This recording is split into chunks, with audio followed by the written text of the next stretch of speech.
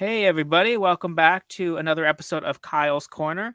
I am joined today by my good friend and excellent author, Baptiste Pinson Wu. Did I say that right? Yeah, half of it is that was right. No, but the good half. Yeah, Oh, right. the pronunciation. The correct pronunciation for everyone who wants to know is Baptiste Pinson Wu. Right. Which part did I mess up? The Pinson? My family name Pinson was a bit off. The rest was Oh, okay. good. Wow. I must I tried. commend I'm you, Kyle. sorry. That was good. Uh, Yeah. well, Baptiste writes books that I really, really like. We're going to get into the history of that a little bit. But do you want to introduce your books and kind of how you came to writing and anything else you might want Uh, to sure. mention? I should have got my book ready. Wait a second. I have a few of them here. Uh, oh, lucky. So my name is Baptiste Pinson Wu. I'm the author of the Three Kingdoms Chronicles. So this is an ongoing historical fiction series set in ancient China, like second, third century China. As you may hear, I am French, so I will never get rid of that accent completely, no matter how hard I try. But I write in English, so which is why Kyle could read those books. And so, how did I come to writing? I have absolutely no idea. I always loved writing. Like since I could read, I enjoyed writing. Obviously in French at the beginning, and then but I read everything I could get my hands on. I think the big reveal for me was Lord of the Rings, Stephen King. When I was 12, 13, I think. So I read a bit of everything, but then I stumbled upon historical fiction. Like we discussed this, you and me, but Bernard Cornwell was a shock to me. Like reading Same. the Winter King for me was the book that made me say, you know what, I want to write one day like this. I need to write books, and I need people to have this feeling reading my books, the same feeling I had reading the Winter King and the ones that followed. So this is what pushed me to start writing seriously, as in order to publish books someday. I think that was in 2017 that I read this trilogy, and from then on, I just didn't stop writing. Nice. It's Yeah. interesting that you can remember like an exact time to motivate you to start writing. Cause like I also like I've been writing, since I was like Mm. maybe 12, but I don't know why I came to that decision. I was probably just like, everybody's stupid but me. I'm gonna write some stuff. So. Yeah, no, I mean, like I said, I don't remember why I started writing. Yeah. I just remember why I started to want to publish, to get published. Right. Yeah. When did I have this moment of like, okay, I want to be a published writer someday. You're skipping over an important step of your journey there. In 2013, I had a desktop that so it broke, and I threw it out, and it had my manuscripts of like 30 pages Yeah. or whatever in it. And so my theory is, then it went to it went to the dump, and then went to the landfill, and then they brought it out onto a boat, and they put it in the middle of the ocean, and it was at the top, so like it wasn't damaged, like it's at Hmm. the top of and then it floated over to Tokyo, and one day you were just going for a swim over there in Japan, and then you were like, "What is this?" And then you were like, "Oh, interesting. This is amazing. This guy That's it. started this stuff. I'm gonna write it, but better." All right. I think it deserves a bit of context here for Yeah, for no, people yeah, watching. Kyle believes I stole his idea for my book, and but this is actually pretty amazing, uh, because we both wanted we both had this idea for a story on the Three Kingdoms, so one of the most cultural famous part of Chinese history. And we both wanted to use the exact same character, who is a fairly minor character. yeah. Pretty Um, small deal in the yeah. relative scale of things. So in the folklore of China, if you ask people who is Liao Hua, most people wouldn't know. There is like he's not a big guy, but somehow Kyle and I both wanted to write a story about, or from the point of view of that guy. And well, I did it first. So he believes Yeah, that I found his desktop with the missing manuscript or plot, whatever it was. yeah. I The didn't. litigation is coming any minute now. Sure. So No, no. but my actual real first of all, I was just unbelievably excited when Tori from Tori Talks like interviewed you, and I saw that it was Three Kingdoms inspired and starring Liao Hua, I was just like, this is amazing. I was beside myself. And now the burden is just off me to write it. Like, I'm just like, good, somebody else is doing it. I don't have to do it anymore. And it's really interesting, like, going through your books, like, because it's the most involved in terms of how I have to separate myself when reading your books that I've ever had to do, because there's multiple levels. So like whenever I'm reading a book, especially when it's like an arc, I want to be thoughtful as to whether I'm enjoying it, but also just who else would enjoy it and why. Like, I'm always keeping that in mind. And then just on pure visceral level, like, am I having fun? Like, that's the reader in me. But now there's this added level where I'm like, I have to divorce myself from the fact that I was thinking about what I would do for each of these plot beats for 10 years. And like, so sometimes it's scarily accurate. Like, I mean, I joke about you stealing my ideas, but like in the third book, you have Liao Hua like form a group of like mercenaries. I had, during the same period, I had thought in my notes, I was like, I'm going to have him form like a crack group of soldiers, and two of the same people were still on that crack team. So I'm like, that's amazing. But then obviously there's plenty of things that are just wildly different. And so it's really interesting. I have to be like, well, do I think that this is like a really good decision or a really bad decision? Or am I just like jarring because it's not what I would have done? So exactly. I have to really think that through. I think it's a lot of what would have I written here, what angle would have I chosen? I completely understand that. I think at the end of book 2, I added a bonus chapter regarding this group of let's call them mercenaries if you want, and they go on to kill this minor character as well. And you told me, I had this exact idea as well, to have Liao Hua kill this minor character. I specifically, like, literally in like the 20 or 30 pages that I'd written, when they were still Yellow Turbans, they were in the same unit, him and Zhang Kai. And then he was just going to be like a constant. He was going to be the like the Hastine or the Hakeswell or something of the series. And then eventually he would finally kill him at that point. And I was just like, I can't believe it. You did the same little mission. It was so cool. So, it's just nice that like I get to experience that and not have the burden of having to like write it. Like, I'm just like, oh yeah, somebody knew that this would make a good story. That was all right. This is what happened. Is like Liao Hua deserved to finally have the front stage. He's this, like we said, he's this minor character in Chinese history. But the thing is, he's one of the few that was there all along during this civil war that lasted almost 100 years. He was there pretty much from the beginning to the end, and he never really lost a battle. He lost a couple, but like fairly minors. He was mostly a victor in his duels. That would be for the legendary side and everything. So he's quite imposing. He became like the top general in his state, but somehow he's always pushed on the side, and I found it utterly unfair, completely unfair to him. So I was like, no, he's going to be the number one in my books. So that made sense. And then from the moment I chose Liao Hua, well, some characters have to be attached to him, and those would also be minor in the main story. I'm thinking about Du Yuan and Pei Yuanxiao. Right. So they barely make an appearance in the Romance of the Three Kingdoms, but in my books, because they are connected to Liao Hua, they became suddenly very important. So no, I think that's why we had some ideas in common. I really like Du Yuan, and like knowing where the legends take that relationship. Like you're laying the groundwork really well. Evie has a really good question. She said, how did you get into the Three Kingdoms and classic Chinese literature in general to begin with, especially enough to be inspired to write these books? I think like many people, when it comes to the Three Kingdoms, it started with video games. Yes. So like I think I was probably 15, I think, and my friend and I, we bought this PlayStation 2 together, and then we were like, what game do we want to buy? And we found like a Dynasty Warriors. We bought the 2 and the 4 together, right? The Dynasty Warriors 2 and 4. Out of curiosity, how old are you? I'm 35. Okay, so you're a little bit older than me. I was wondering if we got into it at like the same time, but no, you would have been first. Yeah, exactly. See? Yeah. That's for your litigation. So it started with video games.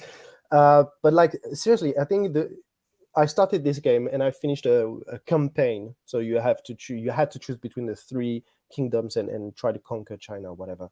And I finished it, and at the end of the credits, it's written that the story of those characters is recorded in the Romance of the Three Kingdoms. And I was like, wow, this amazing story is actually a book, right? So I went straight to the bookstore and got myself. I had to order it. There was no Amazon back then in France, and so I had to order from the bookstore, and it came to my place like 1 week later. I went through that was the first book of the Three Kingdoms. You have like depending on the editions, you have 3 or 4. You had Moss Roberts, right? I think we talked about this before. Well, that was in French. Oh, right. Yeah, right. We don't have the Moss Roberts Yeah. or whatever back then. So, and I went through those books in like no time, and then I couldn't stop trying to read more and more. There was a passion that started like very fast and hasn't left me since then. But for a very long time, that was just that, like video games, Romance of the Three Kingdoms, this kind of things. And then I think 2 or 3 years ago, I really started to research heavily from a more academic point of view. And I read, I don't know how many hundreds, I would say, papers on Han Dynasty, Three Kingdoms, the ethnies living around China, all of this in the last 2 years. Yeah. Nice. Your story on like how you got into it really mirrors my own. I vividly remember, like, it's weird how small moments in time can like have such an outsized impact on your life, because I went over to my friend's house one week and like I came over unannounced, like he was just my neighbor. And I think I was 8 years old. And I just, came downstairs, and he and his brother were playing a game they had just picked up, and it was Dynasty Warriors 3. So I just like sat down and played with them. And it was the last day that they had rented it from Blockbuster. And so I played with it for a little bit, and I was like, oh, this game's really cool. So then I went and I got it, and then I, rented it for a week. And then after that, I was just like obsessed. And I was like, same as you, when I finished the Way campaign, I was like, what? These are real people? And then it was just, but if I had not come down that day, like they would have returned the game, and I probably would have never known. And that would have like significantly changed my interests. It's pretty amazing. And I think that was the strength of those video games, is the story wasn't perfect. And in the sense that you could feel that wasn't tailored exactly to be a video game. Like some characters die too fast, or they lose when they should have won, and you have a bit of craftsmanship into the story. It doesn't feel designed, to be just a video game. And that's why I think when I finished the first campaign, that was Way. By the way, that was a campaign with I did Jaho Dune, so I have I have major issues with you. But continue. All right, let's talk about this later. And I think that was the same. I was like, because it wasn't perfect, it didn't look made for a video game to begin with. It really piqued my interest. And when you play those games and you get a bit of an interest for the Three Kingdoms, after a couple of months, you realize suddenly 100 Chinese names, 100 Chinese characters from ancient China, more Chinese ancient characters than Romans, for example. Yeah. Right. Yeah. It's actually like crazy. Just like, I can just be like, oh yeah, there's this minor lieutenant that was in this one battle 2,000 years ago, and he's cool for 90 seconds and then he dies. Like one guy that I always liked is Hao Zhao, the guy who defends the fortress from Wei against, like he's in like 5 pages of the history, but he's just so cool. I was like, this guy's awesome. So, and like, yeah, you just learn about all of these really cool people, and like, it's larger than life. Like there's so many things that you think, and like, obviously, reading the Romance of the Three Kingdoms, that's what it is. Like they embellish, but even the real story is just like, you just can't believe that these people existed. Like it has an in-world romanticism to it that is just so epic. And I just always really liked that. No, that's true. Like those people, mostly men, I must say, but they did some amazing stuff. So you can argue about how good and nice they were or not, but they did incredible things for their time, right? So it's very easy to find like one minor character that you like, or this guy, you see his name twice, he dies, but somehow he had an impact on you. No, I understand. I think Liao Hua, the main character of my book, the first time I saw his name is when he gets killed by Zhang He somehow in the Wuzhong Plains battle in Dynasty Warriors 4. But somehow his name, like, That's not a spoiler. You can kill yeah. anybody at No, no, any no, time in those no, because games. he actually, yeah, he doesn't die in that Wuzhong, so Yeah. so it's It's just I funny. don't know why. It's funny with historical fiction. Like some people will just go in not knowing the story, so like anything you say is like a spoiler. But no, that's in the video games. You can just kill anybody at any time. Like James here is saying that the Shushu is the best. That's a good example. Is like Shushu is barely there in the romance of the Three Kingdoms, or even in history. He has a very short appearance. I mean, and so many people love him from the video games, or even from this short appearance in the original books in the Romance of the Three Kingdoms. He's really cool, but he's not there for very long. Yeah, well, I think one of the things I read this somewhere, I don't remember where, is just how much the people of the time really emphasized strategy and like the ability to one up the other person. And so you think about things with like Zhuge Liang and the arrows, and like I guess it was also Zhuge Liang that did the thing where he opened all the gates, and then in the romance, just, like, in the romance, and then like so it's stuff like that like always just makes me like those clever bastards, And Zushu is the same way, where he's just like way ahead of everybody. Yeah, Shushu is like he was going. You feel like he's going to be a major player in this story, and then and Cao Cao can feel it too. And what happens is like we can't leave Shushu with Liu Bei, so let's kidnap his mom, and bring him to our side. Let's use his mom to bring him to our side. So and then Shushu disappears because he's a good son. Right, so he's going to Cao Cao to save his mom, basically. So, but before that, he managed to break like an amazingly complicated enemy formation and this kind of thing. He beat Xiahou Dun because Xiahou Dun was a chump. Yeah, no, Xiahou Dun should never have stepped foot on the battlefield. That's it. That like a grandma could have beaten Xiahou Dun. Oh, that's funny. So. All right, this is again a bit of context here. Xiahou Dun is a character that is very important in the Three Kingdoms. He was the right hand man of Cao Cao, the most powerful warlord of the time, and in Dynasty Warriors, in all those video games, he's portrayed as this kind of a badass dude. Like he lost an eye, then due to an arrow, then he plucked the eye, ate it. Because that's you so badass. That's why people know about him. So he's portrayed as this very badass character, right? In my book, I went the opposite way. I went the more historically accurate way, which is that he was a terrible soldier. He wasn't a very good leader of men. Now he was amazing on the administrative side, but I think he wanted to be seen as a strong warlord as well, which he wasn't. Yeah, and a few reviews of my books really focus on this guy, like as if I have a problem with him. I don't. I love these characters in the games. Yeah, no, you're not the only one. I think there are like a couple more people. I mean, I say straight up in my reviews, I'm like, I just personally like this character, so like it doesn't like detract from my my score of the book. I'm just like, why you got to do my guy dirty like that? Like, no, I understand that, and the thing is, I have zero beef with Xiahou Dun, all right? Like, he's a very good character. He's really cool. It's just I needed a bad guy. Of course, yeah. And at this level in the story. And I also want to mention that this is a first person point of view book. So you have the words from the main characters, which are biased. Those words are biased. So the way he sees Xiahou Dun might not be the exact truth. This is just how he sees it. Of course, yeah. I felt that way a lot with the way he feels about Manchong. Like obviously when he's telling a story, he's biased against everyone because that's just the nature of somebody's life.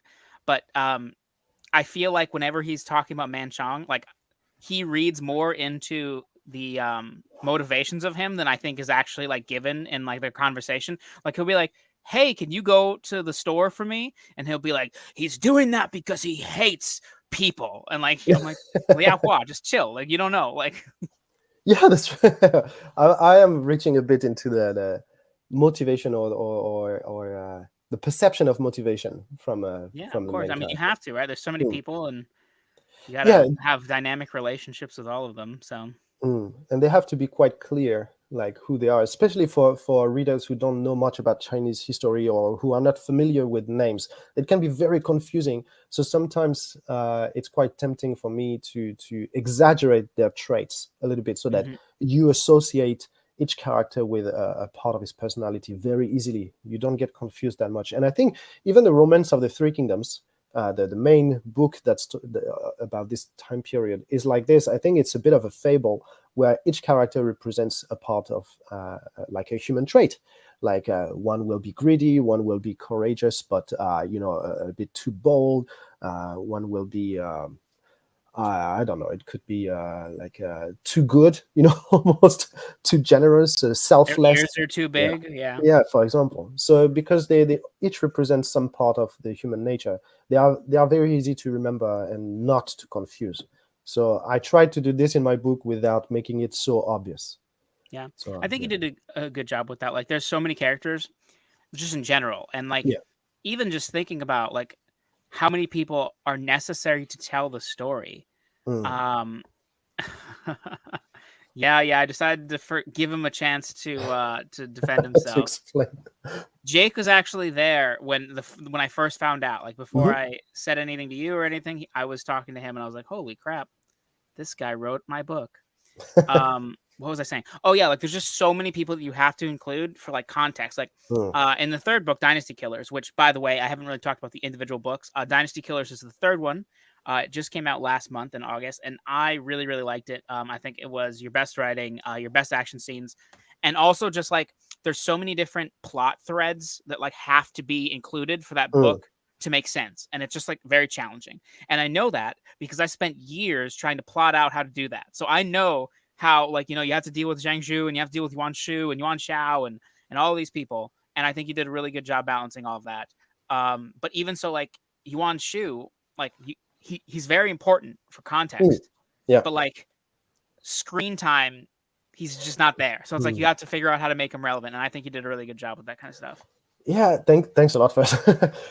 Yuan Shu is this character that was really difficult to to to keep integrating, because I mean, he's almost never there in the story. He's in the background telling his guys to go fight here, fight there. Here's some Yeah. money to go buy some bandits. So he's there, but he's never there on screen. And so if it was a multi-point of view story, he would have had more screen time. But because it's a first person, yeah, he's not really present except very key moments. I quite liked him. I really enjoyed his big scene in book 3. Writing it, that might have been one of the most challenging I wrote so far.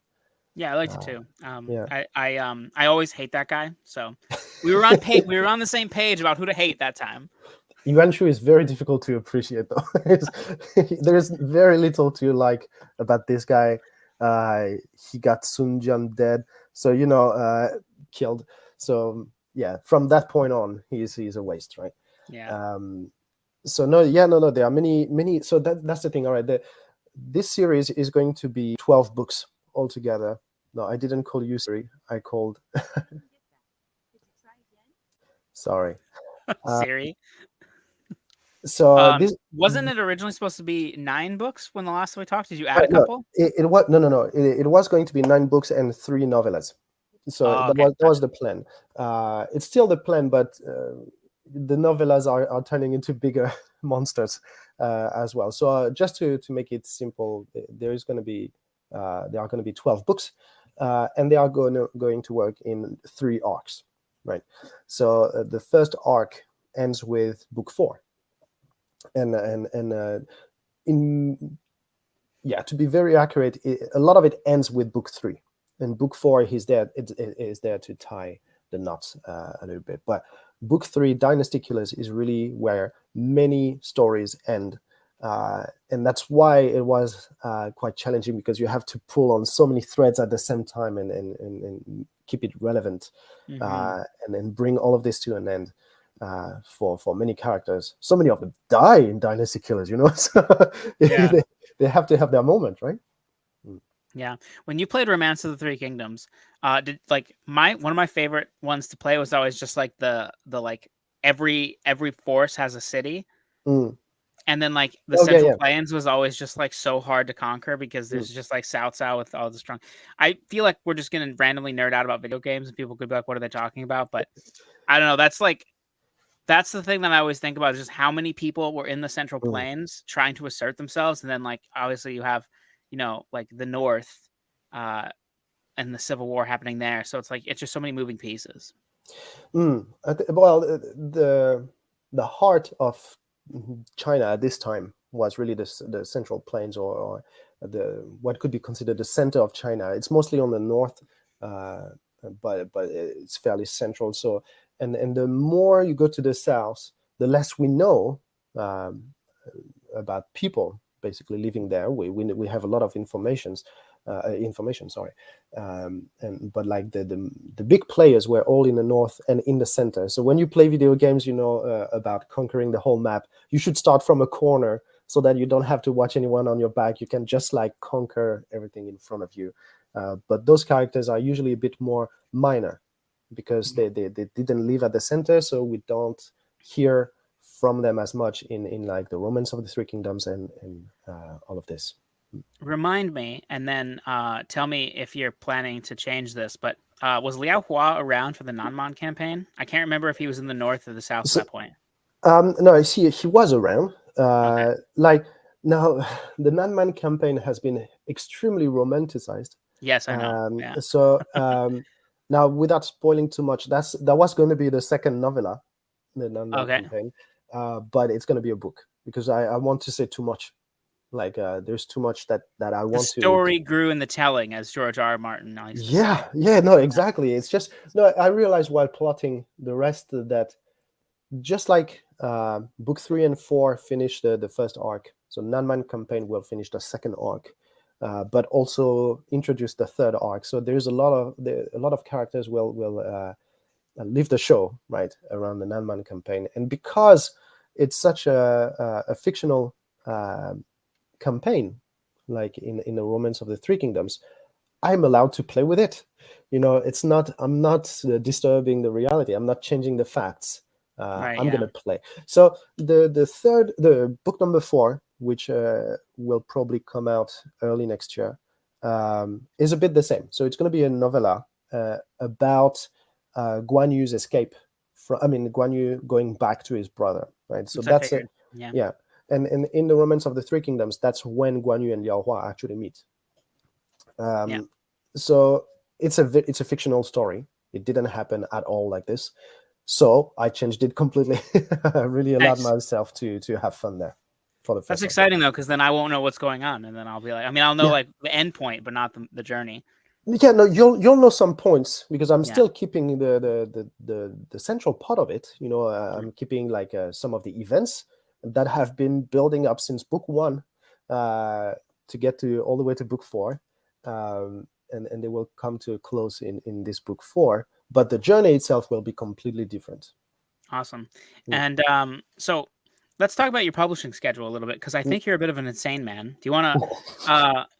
I think it was like a year ago that you released Yellow Sky Revolt. Like when it was like November of No, that was October 18. Yellow Sky Revolt came out October 18. Yeah, last year. Last year. 2022. Yeah, 2022. Yeah. Oh man. So then you released 3 books. So within a year and a half, you want to have 4. Oh yeah, actually, at first I wanted to have 4 within a year. I'm just slowing myself down a little bit because I have You other and books. Brandon Sanderson, I tell you. There are other books I want to publish in the meantime. Yeah. It's just a question of budget at this point. If those books were crazy popular, like very successful, I would just publish one every 3 months. But like now, I want to publish a book from another story, completely different, so that I can attract new readers. So Yeah, of course, smart. So that's why. Do Otherwise, you want to talk about what's coming up next? Do you give a brief tease for the sure. Three Kingdoms fans? Yeah. So all right. That's the thing. So I published Yellow Sky Revolt last October, then Heroes of Chaos in March, then Dynasty Killers in August. And while I published them, I wrote three books, including the novella. So 2 books and a novella. And the first of those 2 books is like, I like to say it's like Peaky Blinders in ancient Gaul, So it's a bit of a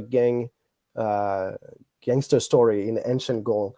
In ancient Gaul. Yeah. So That's what a location. So like actually where I grew up. So near okay. Nice. in Normandy, in just between Normandy and Britain. What like century do you have planned? So or like just that's like a couple of years before Caesar shows up. Oh, okay. So like Vercingetorix talks. I don't know how to say his name. So it's you know really who like I'm talking about. Yeah, Vercingetorix. Yeah. What? How do you say his name? Vercingetorix. No, that's absolutely no. not. Seriously, I'm just that's no. I believe you. I swear, I believe you are absolutely right. Yeah. I'm saying I will never say that word again. So so middle of the 1st century BC. This one will have to wait. I want to work a bit more on this. I'm not sure it's going to see the light. But the next one that I wrote actually last June. Sorry, in June. I wrote it in June. It has to be published sometime soon. I can't wait for people to discover it. It's called Undead Samurai. So this time we're in Japan. We are right after the Sengoku Jidai. So Sengoku Jidai is like basically that's the 3 kingdoms in Japan. So but my story starts after. So when peace has resumed, like after 100 years of civil war, Japan is at peace. Except there is this curse going on in Japan where with a drum, a kotsuzumi, a Japanese drum, the drum master can wake up the dead. Right, so this is a historical fantasy. This time it's not fiction, but so you have this. That's not real. They couldn't wake people from the dead. No. I just wanted to mention that don't expect the same level of historical accuracy in this one. And so 9 warriors gather basically to save Japan from this curse, to try to find the altar where the curse can be broken. And on their journey, they need to find a couple of items to break the curse. And you realize this is a very motley crew. Most of them are like down on their path. They lack honor. Some of them are cowards. Or they are very young, no experience. And it all happens after the war. So those are warriors who don't know what to do with their lives anymore, and they are trying to find a new purpose in their life. And so that's a story about basically samurai fighting zombies. Love it. Just to make it short. Yeah. I love how you included the elevator pitch at the end. You went into like, well, we did all this, and then so they do basically samurai fighting zombies. That's all you know. I just want to mention, because the word zombie is always, some people love it, some people hate when you include zombies. It makes it all pop culture. So it's still very historically set. I'm not going too far. Beside the zombies, it's very historically accurate. It's historical fiction with zombies. Nice. I'm really like, that sounds really cool. Can't wait for that. Have you ever read Rob J. Hayes by chance? That was an incredible source of inspiration for this book. Okay, good. Yeah, I was going to say, like, you should check that out if you. No. The Mortal Technique was I read the first one, and I was like, I learned so much from the Mortal Technique. The first one is like a Never Die, right? Never Die, and that's the book that told me what I was allowed to write. Basically, like how to play with tropes, and because Rob is really a master at this. I think he's using tropes really at the edge of cliche, so that everyone understands exactly what he's talking about. The imagination doesn't need to run wild figuring out what's happening. It's very easy to read, and I was like, playing with tropes is actually really fun. Usually when I write historical fiction, I want to stay away from cliches. I want to go like, or this is how you imagine a ninja would look like. Well, actually, a ninja was more like this. Yeah. I want to correct some of those cliches. But reading Rob's books, I'm like, no, actually, it can be very fun to play with those cliches, those tropes. redemption arcs and all of this. So I included those ideas in Undead Samurai. Yeah. You know who I think you would really like if you haven't read yet, and tell me if you have, is Joe Abercrombie. Have you read him? No, I tried a few months ago, I think, but somehow I didn't catch. I forgot why. I mean, I have to say, for the past 2 years, I struggle reading fiction because Right, yeah. I'm reading so much research and nonfiction. I just don't have a lot of time for fiction. Yeah. The audiobooks for like First Law are incredible. All right. They're very, very good. And I would say, like, I would almost go as far as to say that they're like the definitive experience. Like, obviously, tons of people read them Mm-hmm. straight, and they're just incredible books. But Stephen Pacey does so many like intense voices, and like they're so memorable, and it combines with the fact that Joe Abercrombie is really good at character voice himself. Mm-hmm. Like, I think Joe Abercrombie is the best character voice I've ever read. Where like if you start a new chapter, you could just like black out the name of the person and like Yeah. read a couple sentences, and you're just like, oh, I know whose chapter we're in. And so you pair that with a really excellent voice actor who like really inhabits each character. I just think it's phenomenal. So I don't know how you are with audiobooks, but if you ever want to like pop that in, give that a try. I think once you get into it, I think you would love those books. Well, the thing They're is, very much deconstructing tropes, but also like playing around with like historical. I mean, like it's a secondary world, but it's playing around with like historical, not settings, like mindsets, I suppose. And it's like engaging with Lord of the Rings. Just fantastic series. yeah, no, I will. I mean, this is one of those thousand names that I have on my TBR, right? Yeah, of course. Audiobooks, I never really tried. I have a couple that I quite enjoy, but I just don't know when to listen to those things. I don't have I just don't have this time in my life to listen to audiobooks. When you're doing the dishes and stuff, you know. Yeah. When you're in China on your trips, just you know. Yeah. No, that would have been a waste of time. Yeah. Just nerding out the whole time. Exactly. I missed it. I have to go back. Mm. So, how long were you in China for? You just got back, right? Yeah. So I was there for 3 weeks. Like and you were late July. You were mostly in like the Chengdu and north area, or like did you travel around quite a bit? Yeah, so my wife is Chinese, for people who don't know. So her family lives in China, and they are a bit spread out on a what you could call the western side of China. So every time I visit, the same cities like Xi'an, Chengdu, Lanzhou, and I quite like those places. And it's been 4 years since last time I went there. So that was really good to rediscover those cities. But I wanted to have a trip that had a meaning to me. So we did. I tricked my wife into doing a Three Kingdoms trip. I was like, hey, why don't we visit this city and this city? And it's like, oh, and look, in this city I just mentioned, there is actually a temple for such and such character. So we ended up doing like a 8 days trip, almost exclusively about the Three Kingdoms. Basically, we did the Northern Campaign Road, going from Chengdu to Xi'an, but let's say to Hanzhong. So those are names that come up very often in the romance, and that will come up in my book when the characters get to that level. Yeah, I was watching your video of like being at like Dingjung Mountain, and I was just like imagining the battle, because like that's actually like a battle that I recall the logistics of fairly well. Like most of them, you read about 100 of them, they're not going to stick, but like that's just such a famous one that I just like, I was visioning it. I was like, man, that would be cool to see. I have told my wife before that we're going to visit China at some point, and we are going to visit a bunch of these places. So maybe one day. It's a bit of a further flight for me. It's getting really difficult. You know what? Visiting China as a, for me, that was okay because my family-in-law is Chinese, and we have all those Chinese phones, with Chinese bank accounts. But if you don't have those, if you don't speak Chinese, if you don't have a Chinese bank account, Chinese phone, Chinese apps, it's getting really it's getting complicated, to be honest.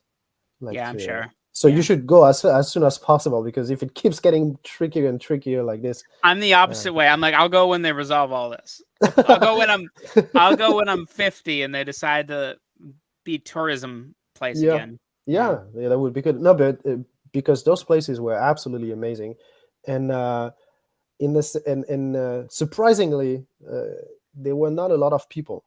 Like, so when you go visit, for example, the Great Wall of China near Beijing, or some more touristically famous places, it's always crowded, right?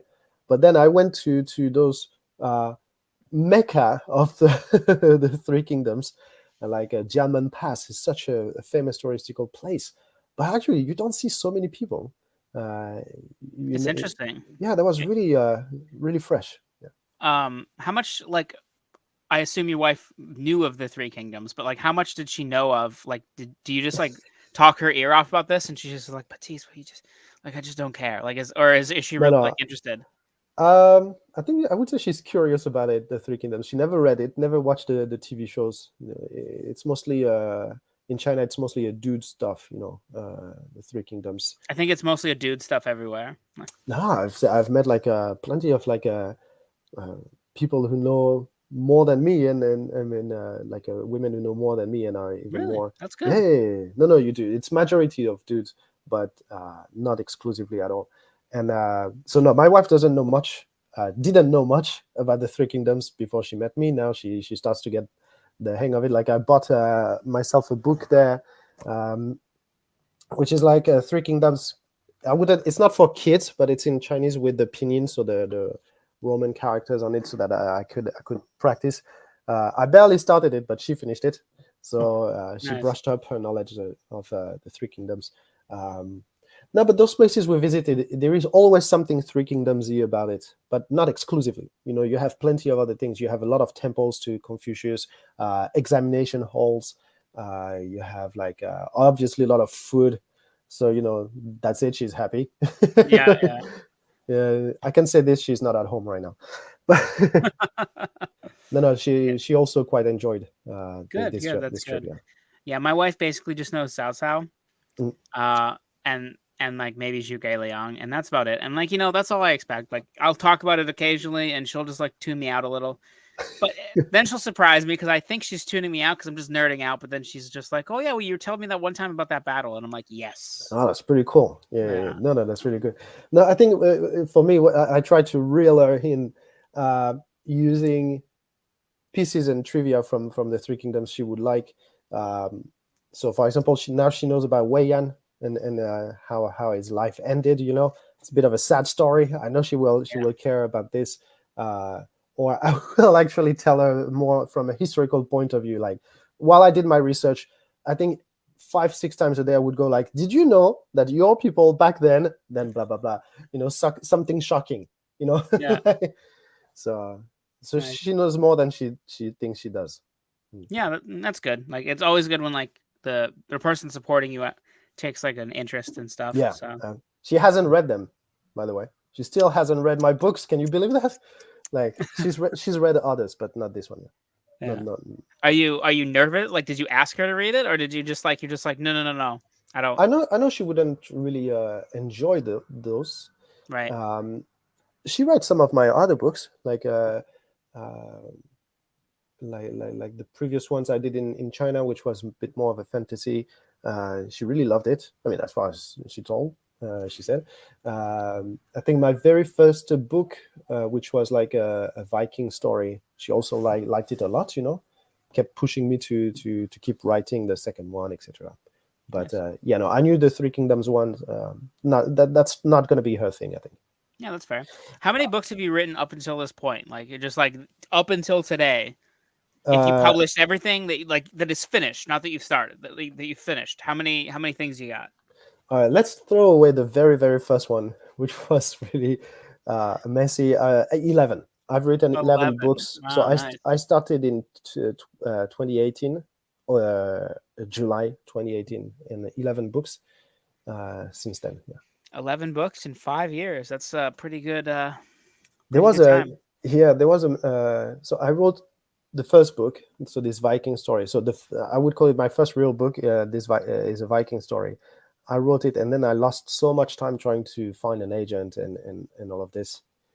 Um, Yeah, so that's what I was going to ask you next. Is like, what made you like go the self publishing route? Just wanted to get it out there, or did you try yeah, to do the? I tried. I actually had an agent for Oh, nice. for for a year in 2020. So I had an agent and she had just started her agency, right? So and after 1 year, I could feel like that was going nowhere. I didn't get a lot of returns on my books and all of this.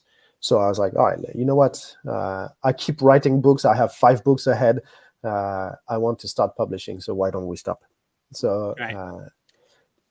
yeah, I was just getting antsy to start publishing, and I never had any problem with self-publishing. I always loved the idea, and I could see that publishing traditionally would take forever for maybe not so much gain. So I was like, let's first start self-publishing, and if there is a chance in the future to publish traditionally, why not? Could be fun. And how has the self-publishing process been for you so far? Yeah, I You love it. you're enjoying It's it, yeah? Oh, I absolutely That love that it. that ultimate level of control is kind of nice, huh?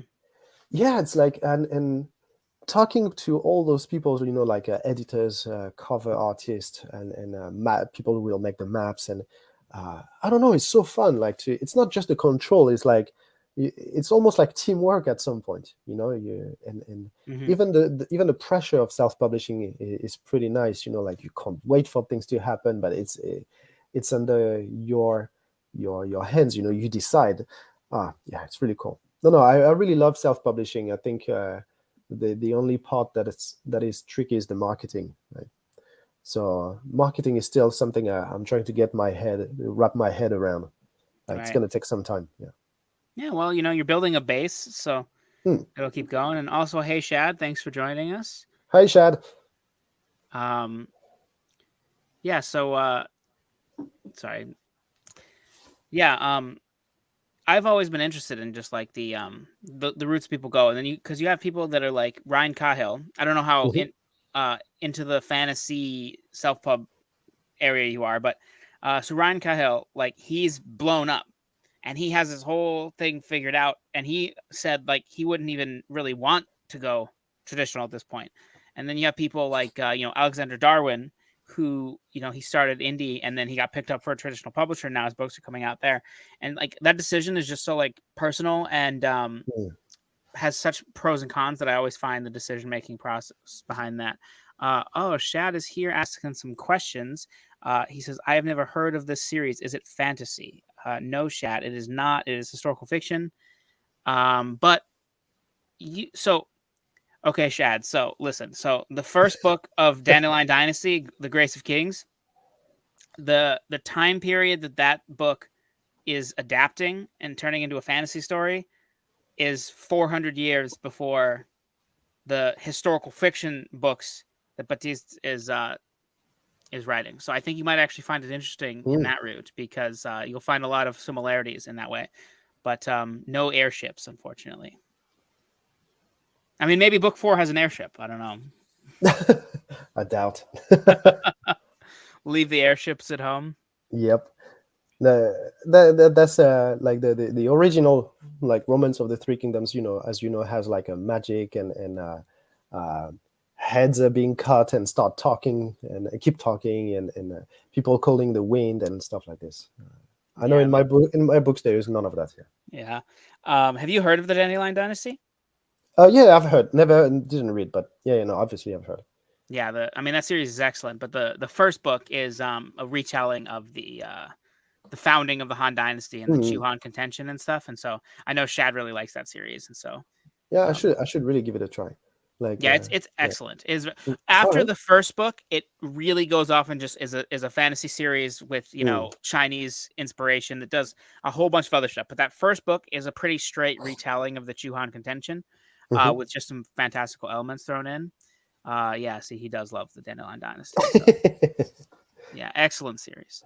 What have you been reading these days? Like, I know you said you read a lot of nonfiction, but like, is there anything you've been catching your eye? um, Not really. I mean, like I said, like, fiction. I mean, I don't think I got anything new recently. I really because, okay, right now I'm doing a lot of research for a future project, which is in 20th century China. Still China, but very, very different world. It's going to be uh, absolutely different from anything I've written before, because that's not action or anything. I'm actually going to write a book about my wife's grandparents. Oh, nice. They passed away, both of them, a few years ago, but I had the chance of meeting them, and they were amazing people, and their life story is like I'm hesitating to use the word, but fucked up. Dude, I It's swear on here all the time. Go I'm nuts. trying not to too much, but there is no other way to say it. No, they've had an amazing and a fairly tragic and dramatic life, and still they ended up being those lovely people, the loveliest people I've met, and like very gentle and generous, despite all the troubles they went through. So I want to write this story about them, and at the same time use it to explain the story of China in the middle of 20th century, from a very different point of view that we are used to in the Western countries, right? So right now I'm doing an incredible amount of research. And Mhm. I'm a bit tired of it at the moment, about 20th century China. Yeah, Nice. You yeah. know what you should do is just read like a random, just like sci-fi book in there. Just clean out the gutters and just go to space for a little bit. Oh, I'm actually reading Wistful Ascending. Oh, nice, nice. I've Yeah, heard it's great things really. about that. Oh, I love it. It's really fun. And that's so far from anything I've read, or that I'm reading usually, and it's really fun. Like you said, it's to change pace. That's perfect. So Yeah, if anyone wants to some funny sci-fi, Wistful Ascending is really good. yeah. He just released the fourth book in that series, Yeah, I believe. yeah, Yeah, he sounds like Joe sounds like a great guy. I've seen him on live streams and stuff, but he's like, oh, it's gonna be like a 20-book series or whatever. Like 20. I have 27 novels planned out, and I was just like, dude, like I already have such a big TBR. But I yeah. I own the first two books, so like I'm sure that I will read them at some point soon. But I'm always They just like, have, oh, what happened to trilogies? Like yeah, no, I know. Well, the most of the books I have planned beside the Three Kingdoms are one shot. All right. I mean, it would be so hard to do. Like it would have to be like a sweeping, like Hmm. like Edward Rutherford, he'll release a book. He has like that book like China, Yeah. and it's just like 1,000 pages. That's what you could do. You could do like a Three Kingdoms, Yeah. and it would just be huge. But But even Dynasty Killers, is the third book in my series is the longest of the three. Right, it's an extra 20,000 words. But even then, I'm like, I could have made that book in two. Actually, I could have divided this book in two, and still find material um, there. It's so difficult to stop yourself, from writing from those stories. That's why I understand 27 books. I so understand the appeal, but at some point you need to let it go too, right? well, I I mean, at don't least like. I I mean, do. I'm not slandering that series at all. Like, if No, he has no. a plan, go for it. I'm just like getting started in a series and having to wait for each release. Like, I'm just like, oh man. That's just, I love I'm not saying that he should stop before 27. I'm just saying, like, usually writers have different stories in their brain waiting to come up, right?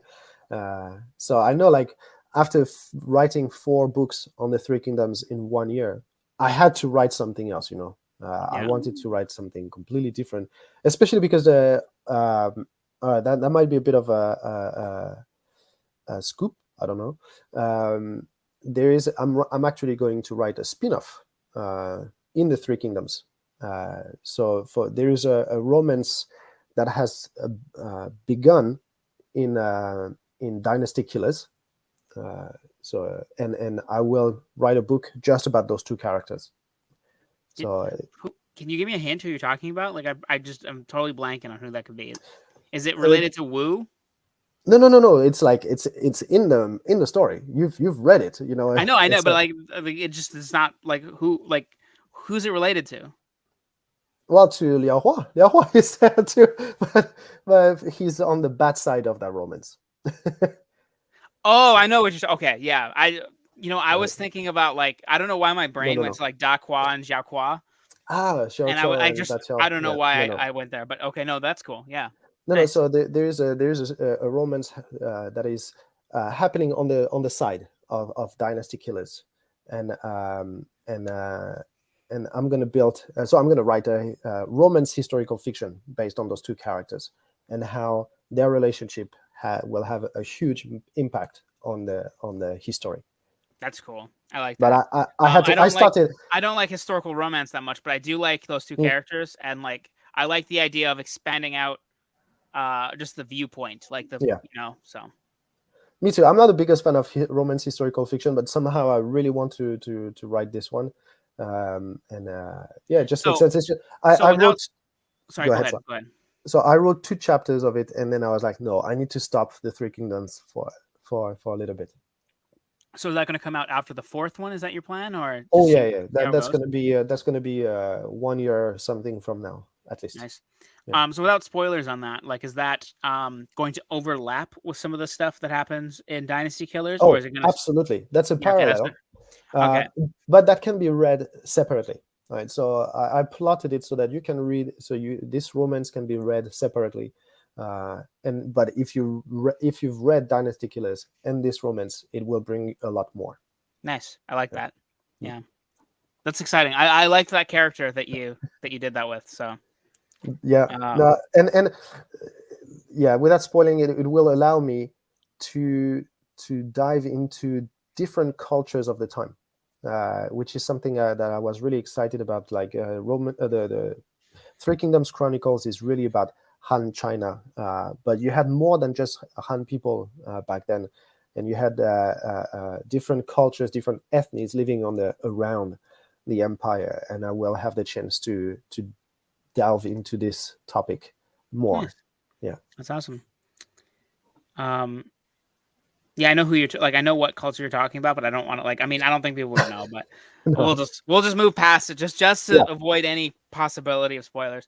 Um, Spoilers are an interesting thing because I've noticed I can just be listening to like a live stream or a review or something, and somebody will like not spoil something, but the way they talk about it will totally spoil what it is to I know. me. And I'm just like I don't know if you've read Red Rising, but people talk about one of the books. I'm not even going to say which one. They talk Yeah. about one of the books in that series a very specific way, and it's not spoiling, but I knew exactly. I was like, oh, something's not right here. And as soon as I got to that, I was like, and it like ruined that book for me a little. So I understand. it's No, tough. no. Yeah.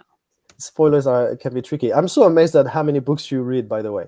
Like, Yeah, it's when nuts. do you find the time? Uh, well, a lot is audiobooks. Like especially right now, Mhm. I just bought a house, so like we've been doing a lot of renovations.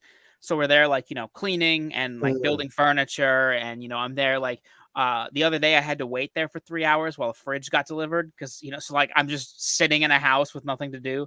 So like I just have so much time for audio. So I do a lot of audio, but I also like the way that my life is structured, like I don't see my wife that often. Like she Uh-huh. works days and I have days off, and then I work evenings, and then she goes to bed at like 9 or 10 p.m. and then I'm up till like 4 in the morning. So like I just have so much time by myself at home, and I'm just like, well, I guess I'll read a book. So Mm.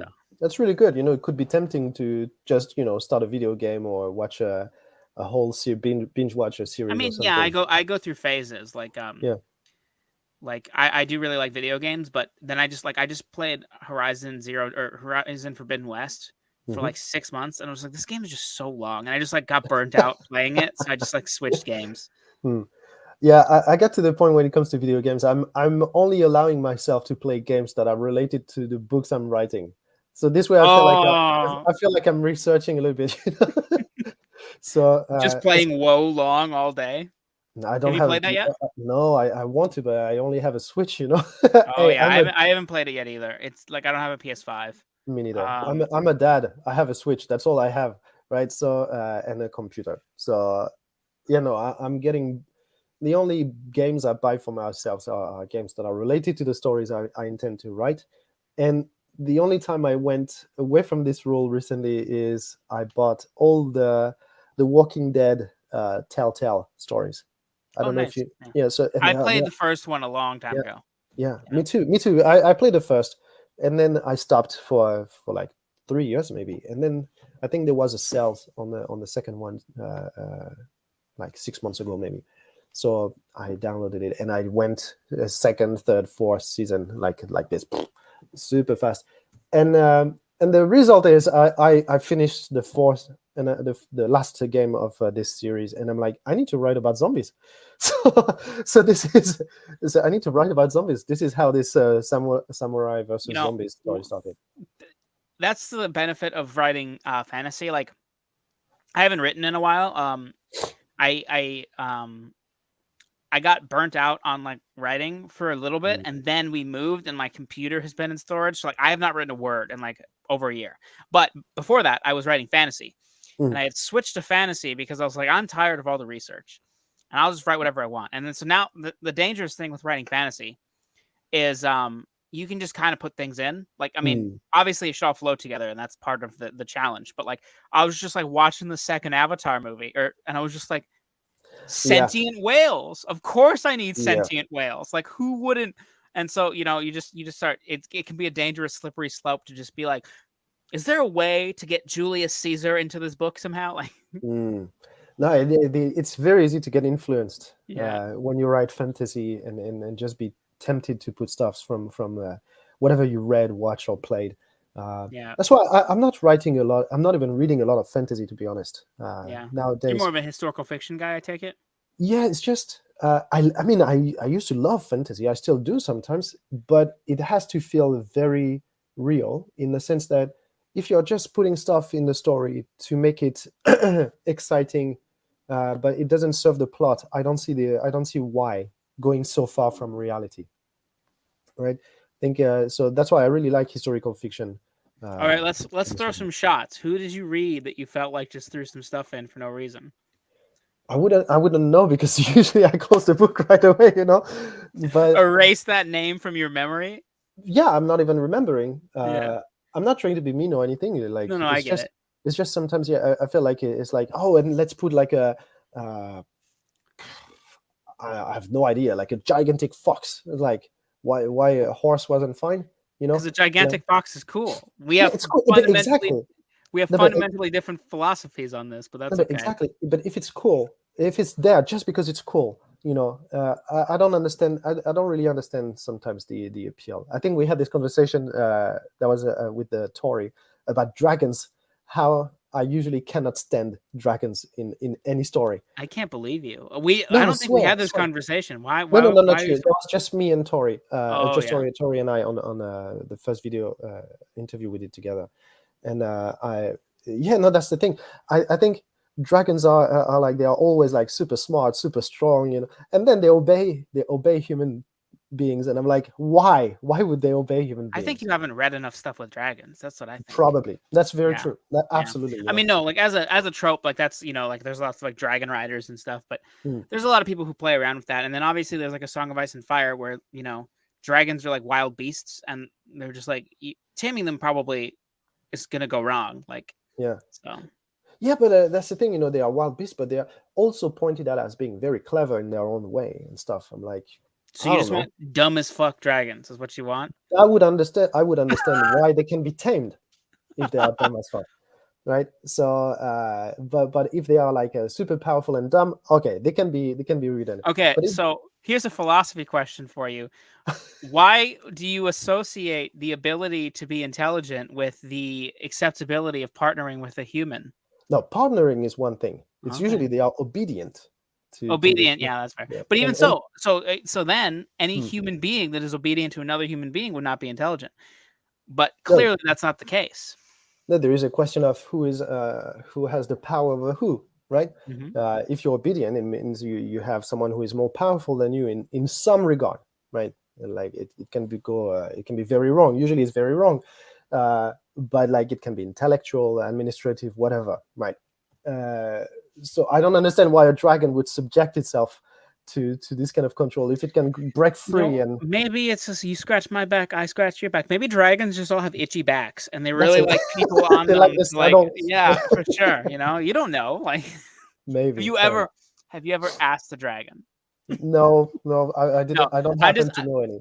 I'm just playing around with you. I know a lot of people who actually think dragons are overrated, and they're not like a thing where I'm like, oh wow, I need dragons, but if they're done well, I'm just that's cool. I'm not against it all the time. Like, again, I get you. In a Song of Ice and Fire, I think they are usually very well done. Like when I forgot this guy from the south of Westeros tries to tame one, and he just gets his face burned. You know, I forgot the. Sorry, it's been a long time. I forgot the names. How dare you not know the names of everybody you've ever read? Yeah, exactly. There's all these Chinese characters in your head. Exactly. All the space is given to ancient China and ancient Japan at this point. Yeah. So Yeah. Did you read the books, or did you just watch the? No. the I show? read the books. Nice. I think, like many people, I watched the first season and then I bought all the books. And since then, the number of books hasn't changed much, so I'm still up to date, I think. Joke's on you. He released Winds of Winter last year, and you didn't even know. No, I didn't know. I don't. I'm not a. Yeah. I really liked it. The books were quite amazing. It's just I feel like he does one thing that I don't like in his books. He's way too descriptive with clothes. And Oh, you know what you should never do is read Wheel of Time. I'll tell you right now. Yeah, it's like this. Wheel of Time, there's like a page in one of the books where they just like describe a dress for like the whole page. Oh my god, no, I don't like this, and it kills the imagination to me, and so that's the one thing I don't really enjoy with George Martin, but otherwise he's so amazing. So besides like Bernard Cornwell and Stephen King, who would you consider like your favorite authors? Like if you had like a Mount Rushmore of like favorite people to read. So in historical fiction specifically, my top three is like you said, Bernard Cornwell, and the next two, or the two with him, would be Giles Christian.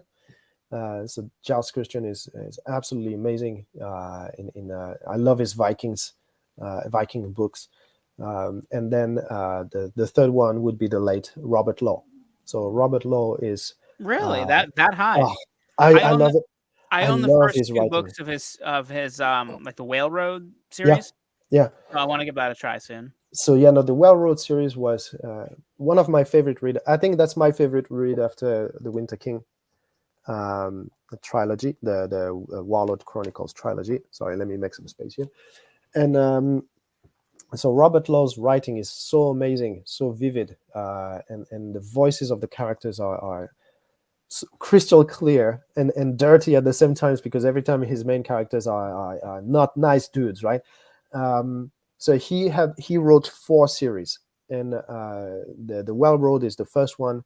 The last book is not my favorite, but the first 4, the other 4 are amazing. And then he wrote a series based on the later years of the Roman Empire, and centered around a motley crew of guys who basically accomplish impossible missions at the edges of the empire. Right? It's called the Brothers of the Sands. I think I own that. Yeah. Maybe I just didn't know. I have a lot of ebooks where I just like, I'm like, that sounds cool, but that sounds familiar to me. This one is really good. And the thing is, with Robert Law, the problem is the first chapter is always so difficult to get into. But once you pass the first chapter of Robert Law's book, it's just impossible to stop. And at least for those 2 series, because he wrote 2 other series that are based in Scotland, where he's from. And there is a burden of knowledge. He knows too much about his thing, and you can feel his passion. It's a bit too bright, and it's difficult to engage, because if you're not Scottish yourself, it's difficult to get into. But the 2 other series are amazing. So Cornwell, Giles Christian, and Robert Law would be the top 3. And beside this, Neil Gaiman. Neil Gaiman is at the top. Have you read all of his stuff, or like, do you have like a favorite? No, because some of them I actually don't really appreciate. I didn't really enjoy some of them. Yeah, that's what I love about Neil Gaiman. I know very few people who like all of Neil Gaiman's books. Yeah, I don't. I know I don't. There's I think Stardust is trash. Sorry if that's one of your favorites. I don't think it's trash. I didn't. I gave it like a 2.5 star. Like I didn't really like it. But American Gods and The Ocean at the End of the Lane and Graveyard Book are some of my favorite books. So it's just interesting that he can always feel like himself. Like he doesn't feel like he's writing wildly different, but the way he does it and the subjects he talks about, like it just like brings in different types of readers. Yeah, no, that's true. Him, and even himself, he says so. Sometimes he wants to write for kids. So obviously he's not going to write like like in American Gods. But American Gods is one of my favorite books. But and the only one of Neil Gaiman that I prefer to American Gods is Anansi Boys. So the basically the Nice. next one. So I have not read that one, but It's I'm reading that really in good. October or November Yeah. with some people. So that'll get done soon. I also I, haven't read Neverwhere. Like that's one I've always Oh, just I skipped. liked it. I liked Neverwhere. That Yeah. was one of my favorite read last year, I think. Yeah. That was quite interesting and just a little too British to my taste. I'm French. I can't. I have to set a limit. You're just Uh, like, no. but no, American Gods and Anansi Boys. Nice, nice. Like sometimes he's so good. You read and he's like describing a recipe for 2 pages and you still feel really engaged into the story. That's how good I know he's Neil Gaiman is. one of my favorite. Like if I was to make like a list, I don't think he's one of my favorite authors. Like in terms of like how much I've enjoyed. Like I enjoy Yeah, other authors more, but I yeah, think he's yeah. one of my favorite writers. Like I Yes, think his writing is astonishing. perfect. You're Yeah. absolutely nailing it here. It's like he's the best writer out there. He's one of the best writers. Not the maybe not everyone's favorite author, but as a writer, uh, it's difficult to do any better. Yeah. So how about you? Do you have a top 3 list or something to share? Yeah, I've been working on like a top 10 because it stresses me out. Like I'm just Yeah. like there's so many great authors. I would have to like start divvying up, but I've had a top 5 in place for pretty firmly for a little bit. Hmm. And then the problem is like Robin Hobb has just been increasing on that list so Oh, I see. quickly that Yeah. I'm like I don't know who's gonna get dropped. But my number one of all time, or I guess it's tied, is Brandon Sanderson and George R. R. Martin. All right. Um, George R. R. Martin's books I like more, but I've read a wider breadth of Hmm. Brandon Sanderson books that I've liked, and I like Brandon as like a personality more. So they're like kind of tied. And then Stephen King, Ken Liu, and Bernard Cornwell are rounding out the top 5. All right. That's pretty eclectic. Nice. Yeah, gotta get some ladies in there. It's And I all know all I a was bunch of gonna. That's old exactly dudes. what I was Yeah, gonna say. Sorry, I meant genre-wise. It is eclectic, yeah, not yeah. so much gender-wise. Um, yeah, and then Fonda Lee is just right outside the 5 too. So like, Hmm. I have some women creeping up into the top 10 there. I don't hate women too much, but Yeah, um, yeah. So I've seen in your reviews, yeah, of my books. trashing it. Um, Yeah. no, I think your depiction of female characters is really good. I just think that there's one scene that I don't like, but that's okay. Like I don't Mm. have to like every scene somebody writes. Yeah, first, of course. No, plus that's the. I think that's a very interesting topic when it comes to historical fiction. Is like in some cultures, like for example Chinese culture here, women didn't really have a big place outside of the house, right? Um, and and and when you read stories like Three Kingdoms, uh, you don't have a lot of female characters. Most of them don't even have a first name. They are just called lady and the family name Yeah, yeah, of their parents, right? Um, and and and because of this, you don't have as much material to bring cool female characters into the mix. And they in Chinese culture, Chinese literature, very often women are either the victim or the reason why things went wrong. You often have this wife in the behind the throne, like whispering into the ears of the the emperor or the minister or whatever. So I wanted to try to go away from both, but I must admit there are not a lot of female characters in my books. I think burn them Guli, at the stake. yeah, Guli is the one big female character Yeah, and in she's this. really good. I really like her. Yeah, so Not to like juxtapose that because it just really just what you said just sparked my memory. mm, But I know you really like the Kana Golden Mongol series, yeah, and I think that series like has really excellent female characters. But well, but the difference is, I think I know exactly what you're going to say. This is why I'm bringing it up. Is that the Mongolian culture really exactly. promoted these women like Berkey and I cannot say her name. Sorga. Kublai Khan's mother. Yeah. They just had these larger than life cultural aspects to them that allowed them to shine. And Mm. so like it is much harder in Chinese historical fiction because a lot of times they just get the bare bone treatment. Yeah, no, exactly. That's what I meant too. Is like Mongolian culture, especially at the time of Genghis Khan and Kublai Khan, had to rely on women a lot, and as such, they got given a higher spot, right? And when I write stories, for example, with the Vikings, I'm I did my first book is about shield maidens, right? So it's the 60% of the characters are women. It crushes the Bechdel test to the dust, right? The last book I wrote, The Undead Samurai, is in Japan at a time where Japanese women could fight, they could own a castle, they could, So obviously, I have more female characters, more badass female characters. Ancient China, it's difficult. Yeah. Well, I love that you took that criticism to heart because, No, but I do. Every yeah, criticism, yeah, it's a very actually, fair point. so to peek behind the curtain a little bit, it was really stressing me out. So I read Dynasty Killers for anybody listening, and I did really, really like the book. I think it's the best, everything I said. But there is one scene dealing with some questionable, or some not questionable, some heavy subjects Mm, that I did not like. mm. And I felt like as a reviewer, I had to mention that because otherwise my review is dishonest, or like putting aside that it could be triggering somebody else. So I felt like I had to bring it up.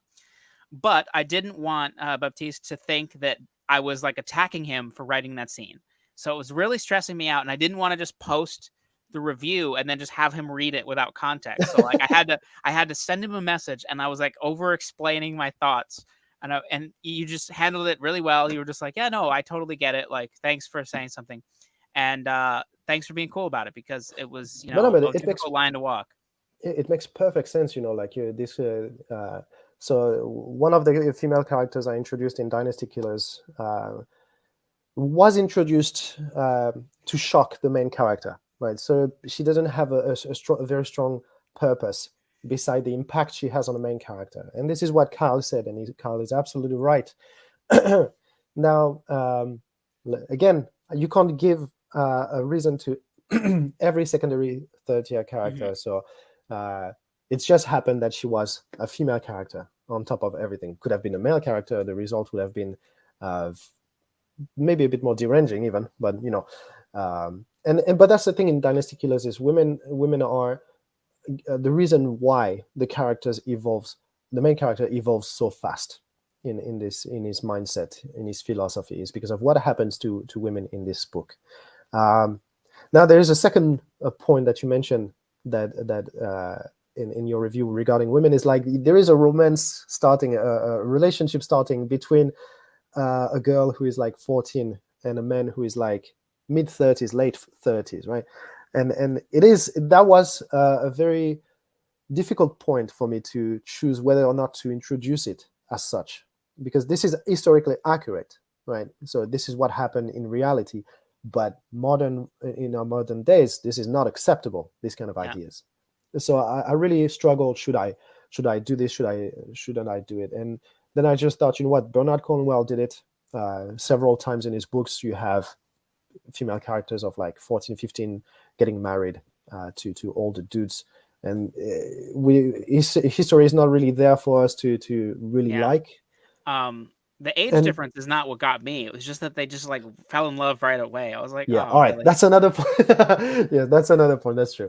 Now the thing is, in this specific context, in China back then, women were grown up. They became grown up at 15, right? So they could marry at 15, and men were usually around 18, 19.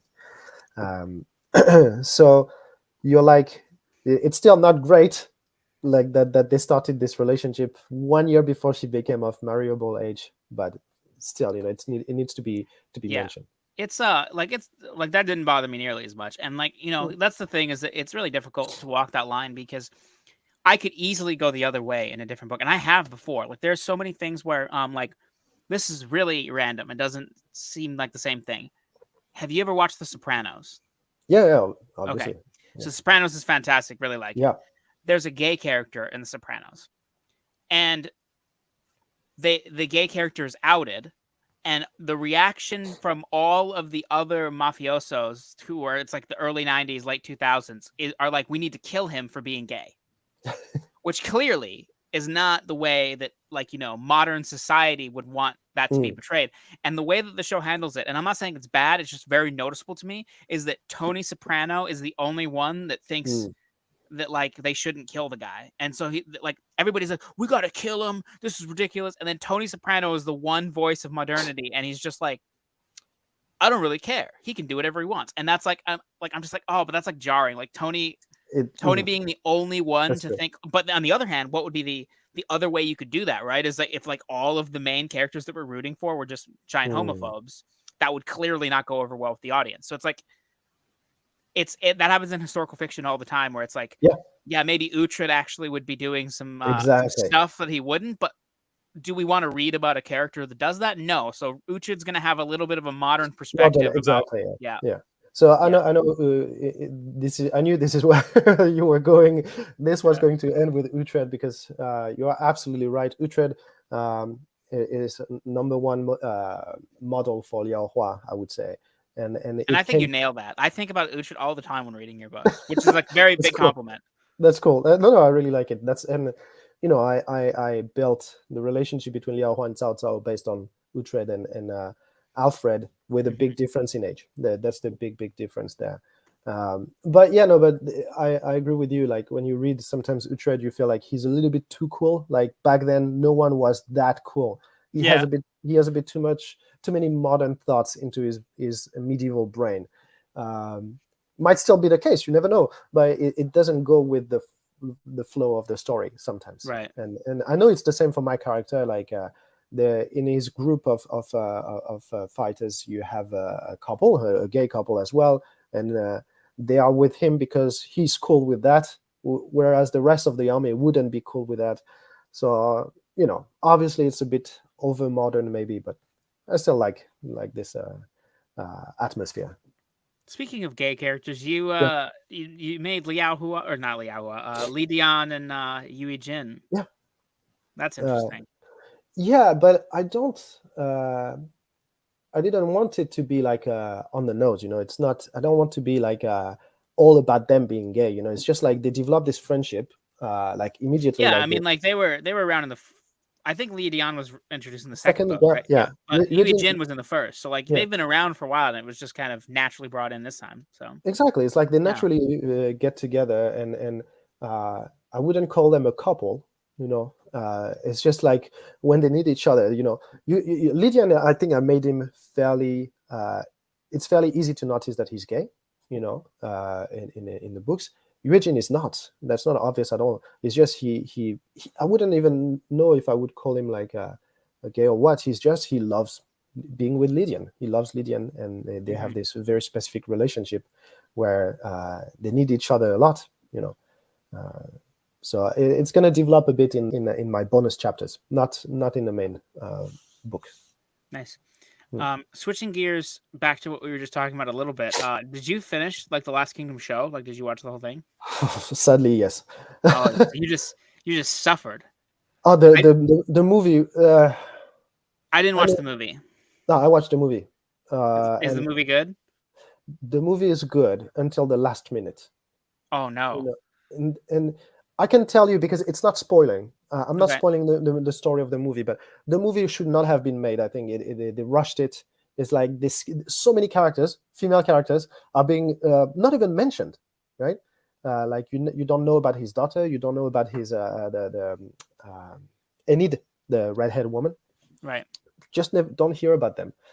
And so I won't tell about the movie, but the last scene is like this. You see a character in the castle of Bebember, and the camera zoom out, like a drone zoom out, and then Bebemberg becomes modern Bebemberg with the cars and tourists going in Bebemberg, and I'm like, what a fucked up way, like, to break the fourth wall. It's like you made me care for like 10 years about this series so much, and now it feels like there was a tourism plot. Like basically, I'm watching a video for a center of tourism of Bebemberg. And it completely ruined everything. I could see that. That was very jarring. I jumped ship like 2 episodes into the last season. I kind of just want to watch the last episode, see how it goes. But season 5 was so painful, and season 4 was painful. What didn't you like in season every 5? Single thing about it? I don't like. Oh, that's I was tough. hate watching that show for a while. Okay. So I don't want to spoil it. We can talk like after about specific things, but the first 3 seasons I think are excellent. Specifically, season 3, I think Yes. adapts those books better. Like I Mm, actually think that is a better story than what those 2 books were mm. adapting. And that scene with Alfred, 10 out of 10, beautiful, Oh, amazing. yeah. Sometimes I just go back and rewatch that scene. You know what scene I'm talking about. Yeah, yeah. And and then season 4, as soon as I started it, I was like, something about this feels different, but I'll give it Mm. some time. And then I was like 3 episodes in, maybe 4, and I was like, is this show suddenly fucking stupid? And I looked, and every single writer and showrunner had changed. Like Oh, really? the whole writing staff changed. And I was like, oh, this makes a lot of sense. I think season 4 is just nonsense. Like, um, they kill a character that I love a lot for literally no reason, and then they Yes. introduce another He's character that's yeah, just him with a different name. And I'm like, yeah. why would you do that to me? And and then like, Edward doesn't act like Edward, and Ethelfled is just stupid for no reason. And Mm. and so it just got worse and worse for me.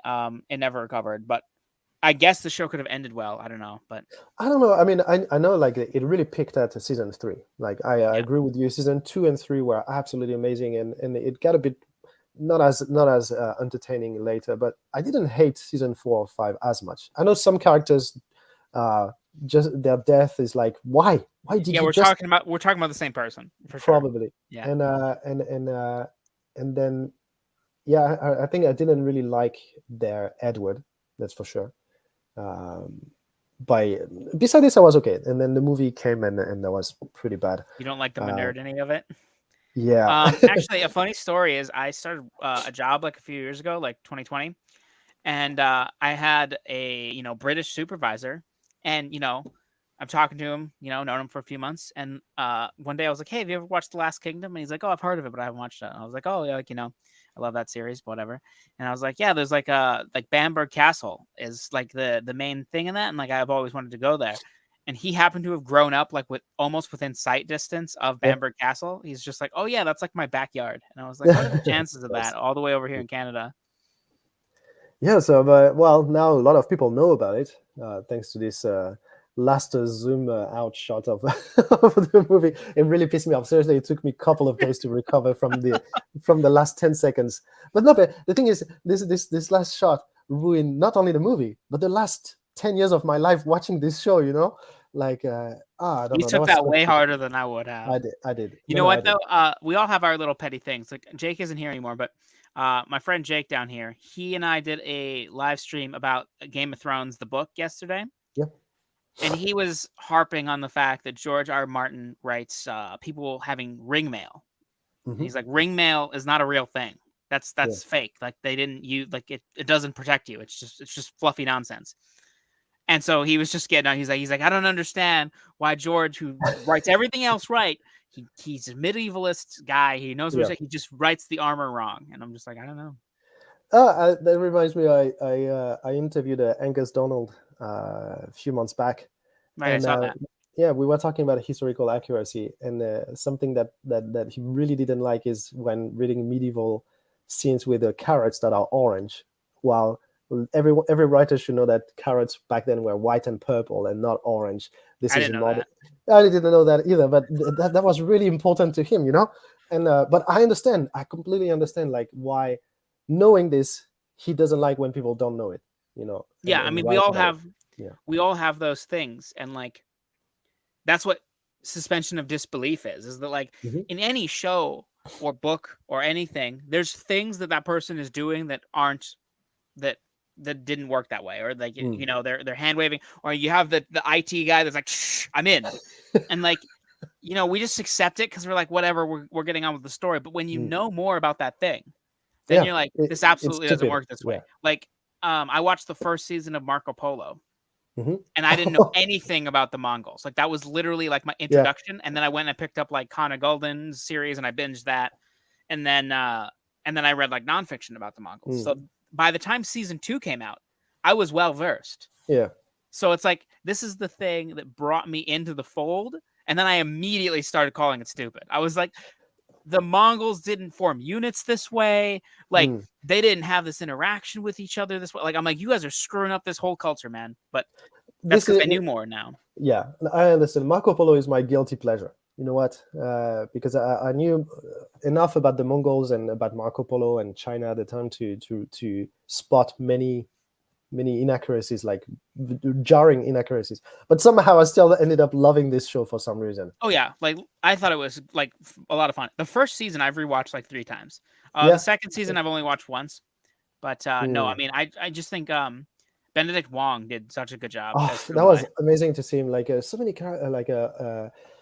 I forgot her name, Olivia Chong, I think, who plays Mei Ling. I think Yeah, she was very brilliant. good. Yeah, very good.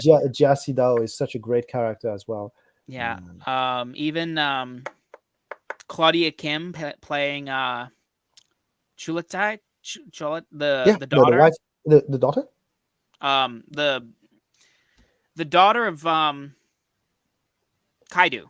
Kaidu's Oh, daughter. okay. So you're talking about what's her name in the show?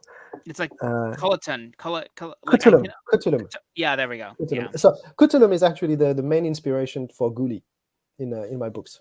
That's funny. I actually thought of her when Yeah. I was So reading. Yeah, wow, so nice, you nice. done. So You're she really was good at honing in on your influence because there's also that scene with Yu Jin where it felt like Full Metal Jacket, and I thought of that Oh too. yeah. So Well, I thought you didn't like Eugene actually. You said that he was it's not that. too much. Yeah, I mean, I think he's over the top, but that's because like, again, like that's what I'm talking about when I was talking about at the beginning, where I have to separate my Mm. own feelings because Yu Jin, like when I used to be on like Three Kingdoms forums back in the day, my username was Yu Jin. Like I Okay. literally he was my favorite. He's my Mm. dude. I think the way he leaves the story, he got done dirty, Yep. all that stuff. So for him to just be this like mean drill sergeant, I was just like, you heard it. He was actually he was only in a bit of the third book, but he was really good in the third book. Yeah. So But that's this battle. So the Battle of One, which is basically a battle I've been building since book one, yeah, because of the characters I chose. Is my best battle scene ever so far. I think as a writer. I mean the feeling I had as a writer, and this is the battle where Eugene started shining in reality in his yeah. I story. mean, Yeah. he's just a badass in that battle. Yeah, it is, and I really wanted to show this as well. So, and he's not the only one. Like a few characters handle themselves pretty well in this battle. Like, Yeah, that's one of those things that like that battle had such an understated influence on mm, how everything went. Like obviously people talk about the big ones. Like I mean, Guandu is monumental. You mm. know, Chibi is monumental. Mount Dingjung, Wuzheng Plains. Like there's all these like big monuments, but I feel like the Battle of Wan is never Well, really talked about in the same way. But it it changes so much. the thing is, it didn't change a lot of in a strategy sense compared to the others. Like the Yes, Battle of One, at the end of the day, there wasn't not so many the people map died. didn't Yeah, change. yeah. Yeah, The map didn't change. It didn't stop anything in a progress. Like Chobi stopped everything, and yeah, Dinjun stopped everything again, and Guandu reshaped the world. And but one didn't change this, but it changed a lot for individuals. And this is what is yes, so interesting. Is like before one, individuals were going to become like this, and after one, they had to change. yeah. Uh, a lot of And of the certain dynamics. people that are pieces of shit got different positions of power. Yep. Yeah. So I didn't include them as much, but, Good, yeah, good. no. So Yeah, no, but I agree. I really liked that battle scene. I thought it was great. I was shaky at the end of writing it. Like I wrote it in one session, and The whole I was like, battle? Wow. yeah, the whole battle. I was famished, thirsty. Like my eyes were like hurting very bad. Like I couldn't type, but I had to finish it in one sitting. And What is your like typical like writing strategy? Like do you normally write for a set amount of time during a day or do you just go with the flow or so I usually try to write at least 3,000 words. Uh, I found my sweet spot is around 2,600 words, and um, so once I reach 3,000, if I still feel like there is some juice, then I keep going. It can go up to 5,000, and then usually I stop. So Nice. I would say I when I'm doing the first draft, I would write 3 hours a day, 3 to 4 hours a day. Nice. Yeah, that's a lot of work. And you work Well, like you're a full-time like teacher, like tutor, no, English yeah, tutor.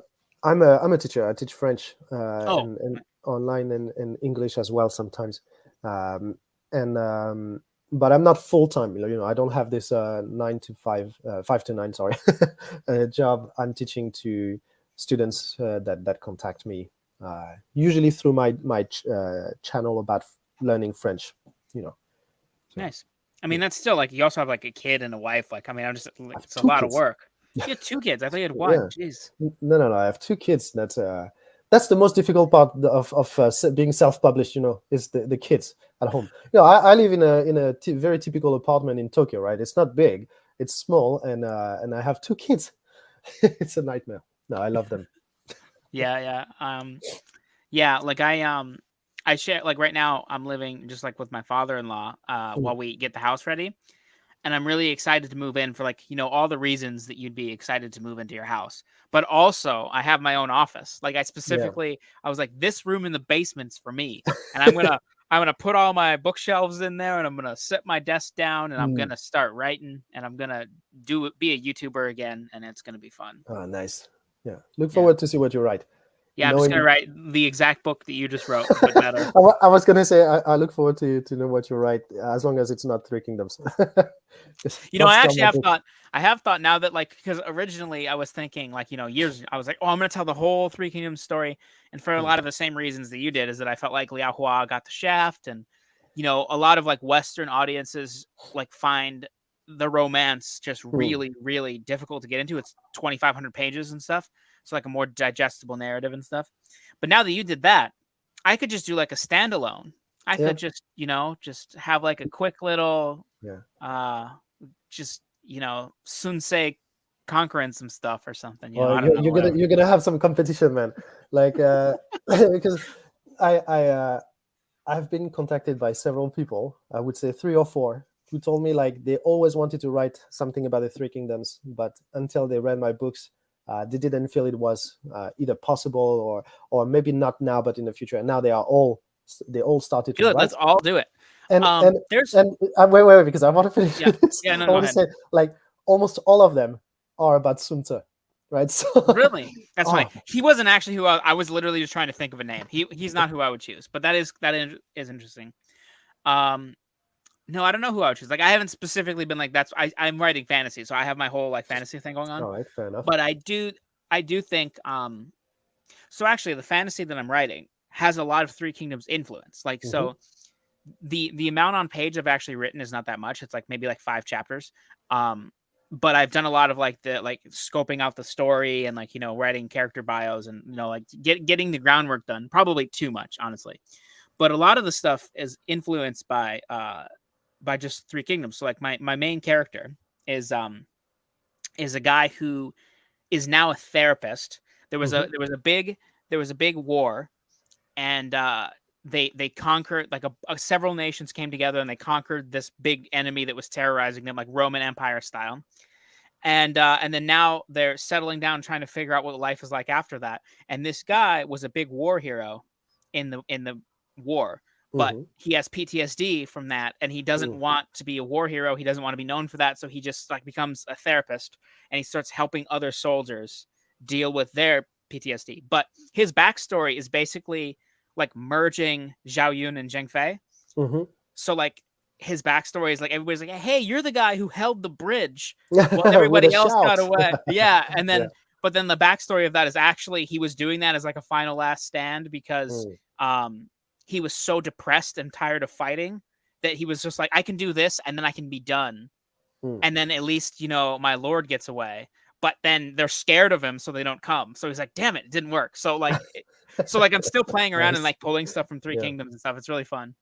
Very cool, but still, don't give up on just Three Kingdoms. A standalone on one Yeah, or two absolutely. pieces of the romance would be great. Yeah. Yeah. Yeah. It's a wide world. And Yeah. you've inspired me to think about what I can do. So, Cool. That's cool. yeah. Good to know. That's why we Yeah. do it. So, are you going to be releasing that Viking novel at any point too? Or is that like kind of. No, I would love to. I have two stories with Vikings. The first one is pure historical fiction about a crew of shield maiden who are trying to depose the king, you would say, of like of Norway. And the second one is a trilogy that I actually finished. That it's purely fantasy. It's a retelling of Ragnarok, uh, based on the from the point of view of a soldier of Odin's army. You know, Odin is like gathering all those guys who died, and he takes Right. Yeah. half of the brave for himself. So I'm telling Ragnarok from the point of view of one of them.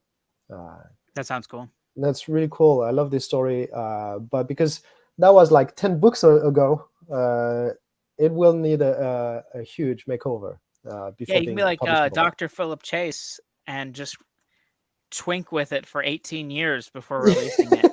You know, that's what might happen if I keep releasing new books. That means I need to get back to the original one. Like, damn it, now it's no longer good enough. But no, I will. I really want to. This, yeah, those two stories deserve to be read. There are some Yeah. books I'm not sure that will see the day, but those Viking ones. But I really want to establish myself more as a East Asian story writer. I mean, a writer of East Asian stories, I should say, and then maybe publish those other books. Yeah. Nice. I look forward to reading whatever it is that you release. Hmm. And I will try to be easier on scenes that I hate. No. Please, I need this. I know you do this from a respectful place. So please Yeah, I know. keep doing this. I'm I need just to I'm just understand. bugging you, you know. But no, this has been a great chat. I got to get going, so I just want to say thank you so much for doing this. The time zone thing was like crazy. Like I don't know, like I've never had to talk to somebody from Japan before, so I'm glad we got that figured out. Yeah. And you were able to spend a morning with me. Thanks for the people in the chat for asking some good questions. Before we go, is there anything you want to say to somebody who has not tried your books or who has maybe never tried Chinese history inspired books or Hmm. anything like that about trying your novels? Well, I think the we've talked about my books from the point of view of people who know the story to begin with. So it's not, maybe it feels like if you don't know about Chinese history, it might be difficult. I really wrote those books so that they are easy to access, so they are accessible to everyone, even those who don't have previous knowledge of Chinese history. I wrote those books as if I was writing stories that could happen anywhere, and then added the elements to give it the Chinese feeling to it. So I think so far a lot of people commented to say that even though they didn't know this story and they never really read ancient China or whatever, they actually enjoyed the Three Kingdoms Chronicles. This being said, they are quite historically accurate, so you can. I hope you will find something interesting in it if you've already known this story before, but you feel like maybe there was more to it. Yeah. I think so. Actually, before we go, I had one thing that I was going to mention that you sent your book to Raf de Yeah. Crispini. I Yeah. don't know how to say his name. I think it's And he Rafe, responded. right? Right? Yeah. And he responded. Did he read the whole book? Yeah, he read the whole book. At least when he replied to me, he had read a bit over half of it, I think. Yeah. So for context, this is the guy. This is like the guy in Three Kingdoms history, like academia. Like he's Yeah. released a bunch of really good books or like really well respected books. I've only leafed through one of them. And he's getting real old, and I'm So yeah, I'm he's surprised that he knew how to email. So no. He's very proficient with emails and everything, good, yeah. and he's this professor in Australia, in an Australian university, specialist of Han Dynasty and Three Kingdoms. Contacted him, and I said, "Can I send my book to you?" He and 2-3 weeks after he received it, he sent me an email saying like, "No, that was really good. He loves how the story ties, how historical details are tied into the story." So that was really nice. We exchanged a few emails. He hasn't replied to me in a last few months, so I hope he's okay. Disc. Oh, I'm sure he's Yeah, okay. He just probably he's ghosting me now. yeah, ghosting. What this just reminds me of a random unrelated story. One time I came across Noam Chomsky's like because he is a professor. Do you know who Noam Chomsky is? No, sorry, I don't. Okay, so Noam Chomsky is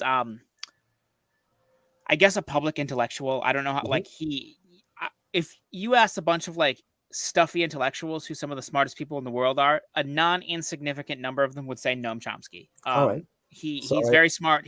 No, that's okay. Like I'm not saying that pretentiously. I'm just like, he is very well regarded. Like, he released like 45 books on like political theory and all this stuff. But the point is, he's a professor in Arizona also, and he's like 93 years old at the time. And I just came across his email once, and I just was like, I wonder. And people were like, he replies, and so I just emailed him. I was like, hey Noam, how's it going? Like, how are things? Like, I like your talks. And he just ghosted me, and I was like, that's fair. That's nice. Just a random dude. Yeah, it would have been cool if he replied. So yeah. James here says, make the books longer, extend the series, just give me more Three Kingdoms, please. Keep up the great work, Baptiste. Thanks a lot, James. I agree. Like, turn those novellas into novels and keep them coming. Yeah, that's what's gonna happen. Like, the fourth one is probably gonna remain a novella because it's already written, but the two other novellas that I intended are gonna be books, just big books. Nice. And I'm a bit ashamed when I see pictures of reviewers with plenty of books and mine on top that looks so puny because it's just paperback. So at some point I will turn them into hardbacks as well. You should like contact the I don't know how this I don't know how this works at all, but you should contact the Broken Binding, see if they'll do those like nice special editions, because they do that for self-pub too, and those will look awesome. Yeah, I would. There are a few things I need to get my hands on, like special editions, audiobooks, these kind of things. So much to do. Yeah, you can. You know what you can do? You can hire Alan to do the audiobook, because he already he can make the voices. He already knows. I mean, I'm joking to a degree, but also, like, I don't know if you follow this, but Alan actually is doing the audiobooks for Philip's books. So, that's an option. And then he can be like, I'm hungry. No, because I don't want my choo-choo to be like this. Yeah, he'll just do all the Dynasty Warriors voices. Then I get sued by Koei. Yeah. All right. Well, this has been a wonderful chat. Thanks a lot for joining me, inviting me. Baptiste, and have a nice night, everybody. Yeah. See you guys. Bye.